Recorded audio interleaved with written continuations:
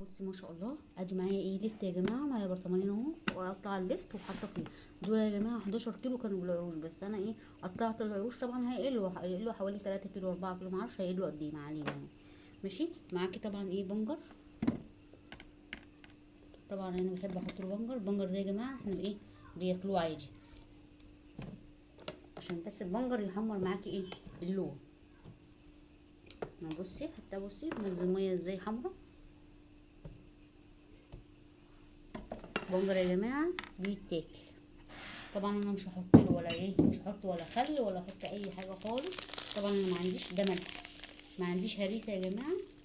فطبعا عشان انا ما عنديش هريسه، فانا ايه مش شرط يعني انا هخلي له لفت من غير ايه هريسه. تمام كده. حطيت له بقى ايه حوالي نص كيس من الملح يا جماعه. تمام. وذوق احياء، ولو انا محتاجه احياء تاني هحط، مش محتاجه خلاص. معايا بقى ميه اهي يا جماعه، دي ميه من الحنفيه. المفروض انت هتخليه بميه دافيه، انا هخليه بميه ساقعه خالص عشان يقعد معايا، لان هو اللفت ملوش روح.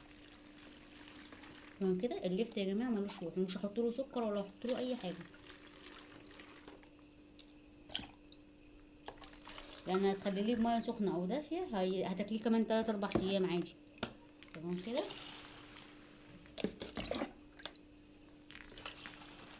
طبعا الميه يا جماعه هتلون البنجر ده، هيلون اللفت. ما لونش معاكي، بس هو هيلون. ما لونش معاكي هتعملي ايه بقى؟ هتروحي ضربه بنجرايه ولا حاجه في الخلاط او حاجه، وتروحي ايه حطاها بحبه ميه او في الكبه.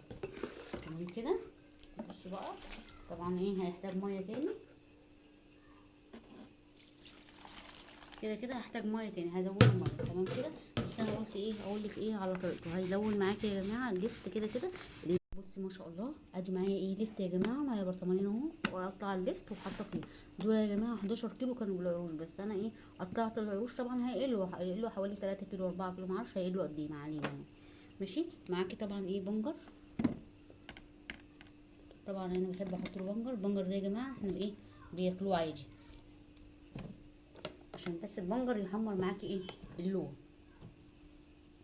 بصي حتى بصي منزل ميه ازاي حمرا. بنجر يا جماعه بيتاكل. طبعا انا مش هحط له ولا ايه، مش هحط ولا خل ولا احط اي حاجه خالص.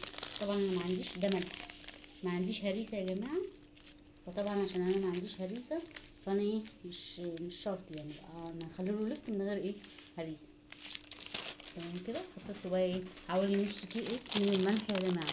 تمام. وذوق احياء، ولو انا محتاجه احياء تاني هحط، مش محتاجه خلاص. معايا بقى ميه اهي.